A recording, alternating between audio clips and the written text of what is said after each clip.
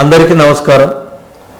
ఈరోజు వికలాంగుల సంఘాలు, కాంగ్రెస్లో పనిచేస్తున్న వికలాంగుల ఎక్స్పర్ట్స్ ఒక్కసారి కూర్చొని ఆలోచించి ఒక్కసారి 2-3 సార్లు ప్రభుత్వాన్ని విజ్ఞప్తి చేస్తే వేల మందికి న్యాయం జరుగుతుంది. జరిగిన చిన్న పొరపాటు గత ప్రభుత్వంలో జరగలేదనను, చిన్న పొరపాటు జరిగింది. ఆ పొరపాటును సరిదిద్దుతే వికలాంగులకు అన్ని రకాలుగా న్యాయం జరుగుతుంది. ఉదాహరణ, రాష్ట్ర కమిషనర్ వికలాంగులు ఉండాలంటున్నాం. కమిషనర్ సలహాదారులుగా 5గురిని పెట్టుకోవచ్చు. ఏరు ఎక్కడ లేరు. ఆ 5గురు సలహాదారులు వికలాంగులు అయితే వికలాంగులకు ఎంత గొప్పగా ఉంటుంది.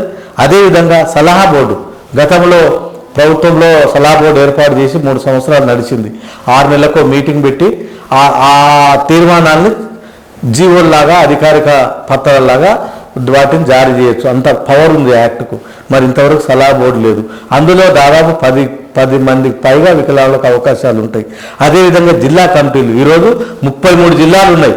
జిల్లాలో కనీసం ఒక 10 మెంబర్సు వివిధ రకాలుగా ఎన్జిఓలు వికలాంగులకు అవకాశం ఇస్తే 300 మంది వికలాంగులకు జిల్లా కమిటీలో అవకాశాలు వస్తాయి, అధికారాలు వస్తాయి. అదేవిధంగా పరిశోధన కమిటీ, మన నియమాల్లో ఎంత పొరపాటు జరిగిందంటే పరిశోధన కమిటీని తీసుకుపోయి ఆరోగ్య శాఖ డైరెక్టర్ చైర్మన్గా పెట్టారు. అది చాలా తప్పు. ఎందుకంటే వికలాంగుల హక్కుల చట్టము మెడికల్ది కాదు. వికలాంగుల హక్కుల చట్టం అనేది ఆరోగ్యంది కాదు.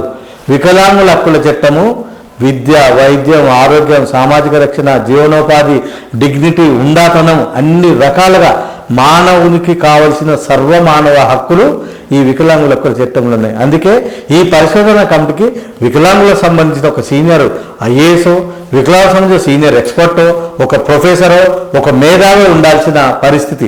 ఆ కమిటీలో ఒక్క వికలాంగులకు అవకాశం లేదు. అందులో వికలాంగుల సంఘాలకు ఎందుకు అవకాశం ఇవ్వకూడదు? అదేవిధంగా రాష్ట్ర నిధి కమిటీ, స్టేట్ ఫండ్ కమిటీలో కూడా వికలాంగులకు ఎందుకు అవకాశం ఇవ్వకూడదు? అదేవిధంగా స్థానిక సంస్థలు మీకు తెలుసు, గతం పోరాడుతున్నాం, ఇప్పుడిప్పుడే ప్రభుత్వం కూడా ఆలోచిస్తుంది. ఇవన్నీ కూడా వికలాంగులు యూనిట్గా, వికలాంగుల సంఘాలు, వికలాంగుల ఎక్స్పర్ట్స్, అదేవిధంగా వికలాంగులకు సంబంధించిన సలహాదారులు, న్యాయవాదులు కావచ్చు, వివిధ రకాల ఎన్జిఓలు కావచ్చు, అందరూ కూడా ఈ వికలాంగుల అంశాల మీద ఆలోచిస్తే మనకి ఇన్ని వ్యవస్థలు ఏర్పడతాయి. 100 మంది వికలాంగులకు అవకాశాలు వస్తాయి. వికలాంగుల వ్యవస్థకు కూడా ఒక మంచి పునాదులు ఏర్పడతాయి. దయచేసి ఈ సందర్భంగా ప్రభుత్వానికి ఎప్పటికప్పుడు ఈ 15 రోజుల నుంచి అవసరాన్ని బట్టి మేము నివేదికలు ఇవ్వడం జరుగుతుంది. ఆ నివేదికలను సోషల్ మీడియాలో కూడా పెట్టడం జరుగుతుంది.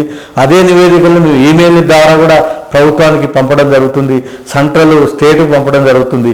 ఇక్కడ ఎలాంటి రాజ్యాంగ సవరణ అవసరం లేదు, ఎలాంటి చట్టాల సవరణ అవసరం లేదు.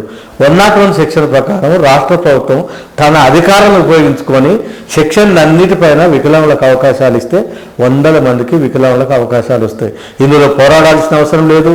మనమంతా ఏదో జరుగుతుందో ఏమవుతుందో అని అయోమయపడాల్సిన అవసరం లేదు. సింపుల్గా ఉన్న పవర్స్ని అడ్మినిస్ట్రేటివ్, ఎగ్జిక్యూటివ్ పవర్స్ కింద ప్రతి కమిటీలో 2-3 లైన్లు యాడ్ చేసి వికలాంగులకు అవకాశం ఇవ్వాలని మేము ప్రభుత్వాన్ని కోరుతున్నాం. ఈ సందర్భంగా వికలాంగుల సంఘాలను కూడా దయచేసి అర్థం చేసుకోండి, తెలుసుకోండి. ఏదైనా మీకు అర్థం కాకపోతే నేను జాతీయ కమిటీలో 3 సంవత్సరాలు నల్సార్ యూనివర్సిటీతో కలిసి పనిచేసిన అనుభవం ఉంది. దాని గురించి ఎవరైనా అడగండి, చెప్తాను. ఒకవేళ నేను చెప్పేది మీకు అర్థం కాకపోతే మీకు దగ్గర ఉన్న అడ్వకేట్లను అడగండి. ఎందుకంటే పొద్దున్న లేస్తే మేము అడ్వకేట్లతోని, రిటైర్డ్ జడ్జీలతోని కలిసి పనిచేస్తున్న క్రమంలో ఆ అనుభవంతో మీకు చెప్పడం జరుగుతుంది. దయచేసి మన హక్కుల కోసం, మన నియమాల సవరణ కోసం, మన చట్టంలో, మన చట్ట కమిటీలో మనకు అవకాశాల కోసం అందరం కలిసి పోరాడదాం, సాధిద్దాం. Thank you. Hi, I'm your Lohit Kumar. Please subscribe Jawab TV, share it, like it, comment it.